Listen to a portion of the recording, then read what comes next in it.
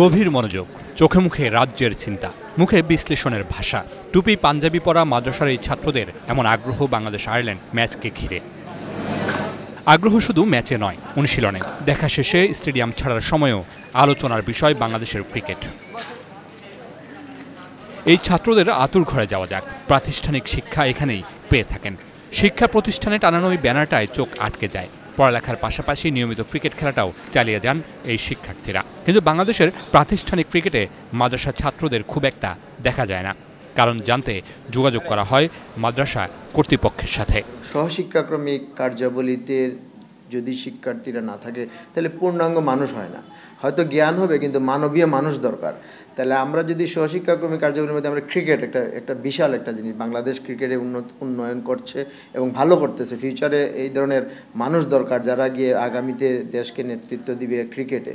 কিন্তু আমরা একটা বিশাল জনগোষ্ঠী মাদ্রাসায় রয়েছে, তাদেরকে উপেক্ষা করে আসলে এভাবে চলা যাবে না। আসলে ব্যারিয়ার আমরা প্রাতিষ্ঠানিকভাবে আমরা কখনো ব্যারিয়ার তৈরি করি না। হয়তো এটা হয় অনেক ক্ষেত্রে বাংলাদেশের আর্থসামাজিক প্রেক্ষাপট বা বিভিন্ন ক্ষেত্রে উপরস্থ মহল থেকে অনেক ক্ষেত্রে দেখা যাচ্ছে যে মাদ্রাসার প্রতি যে সুনজর থাকা দরকার যেভাবে ওইভাবে আসলে সুনজর দেওয়া হয় না। সামনে আসে আরেকটা প্রশ্ন, শরীয়তে মাদ্রাসা ছাত্রদের খেলাধুলায় কোনো বাধা আছে কিনা? খেলাধুলায় লেগে আমি নামাজ বাদ দিয়ে দিলাম, অথবা খেলার কারণে আমি রোজা রাখলাম না, বা এই ধরনের বিষয় যেগুলো আছে এগুলো এড়িয়ে যদি শারীরিক কসরত করা হয়, শরীরকে ফিট রাখার জন্য খেলাধুলা করা হয়, তাহলে তার মানসিক যে যেটা বলা হয় উৎকর্ষ সাধন, এটা হবে, এতে কোনো সমস্যা নেই। পরিসংখ্যান বলছে সময়ের সাথে সাথে কমছে স্কুলের শিক্ষার্থী, সে তুলনায় বাড়ছে মাদ্রাসার শিক্ষার্থীর সংখ্যা। বর্তমানে প্রায় 1,20,00,000 শিক্ষার্থী আছে কাউমি ও আলিয়া মাদ্রাসায়। কিন্তু এই শিক্ষার্থীরা প্রাতিষ্ঠানিক ক্রিকেটের সাথে যুক্ত নন। দেশে স্কুল ক্রিকেট চালু থাকলেও মাদ্রাসা শিক্ষার্থীরা তার অন্তর্ভুক্ত নয়। বিসিবি নতুন করে উদ্যোগ নিচ্ছে মাদ্রাসা ক্রিকেট চালুর, যেটিকে সাধুবাদ জানিয়েছেন শিক্ষার্থীরা।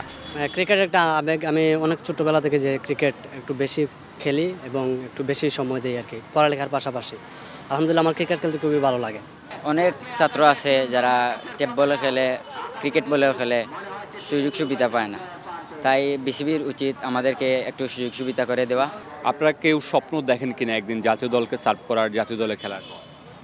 জাতীয় দলে খেলার তো ম্যাক্সিমাম টাইম প্রত্যেকেরই ইচ্ছা হয়, কিন্তু অনেকে দেখা যায় সাপোর্ট পাইতেছে না। মাদ্রাসার স্টুডেন্ট আর তারা সব দিকে আর কি অবহেলা।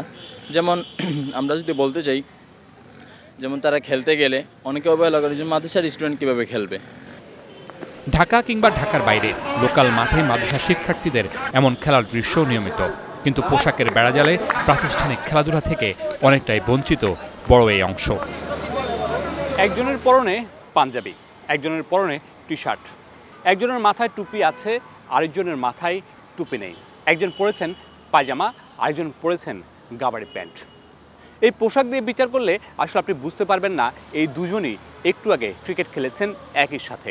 পোশাক দিয়ে দিনের পর দিন ক্রিকেটটাকে যে আলাদা করা হচ্ছে স্কুল আর মাদ্রাসার স্টুডেন্টদের মধ্যে, সেখান থেকে বেরিয়ে আসতে হবে। দেশব্যাপী ছড়িয়ে থাকা মাদ্রাসার স্টুডেন্টদেরকে সুযোগ দিলে হয়তোবা জাতীয় দল হবে আরও বেশি সমৃদ্ধ।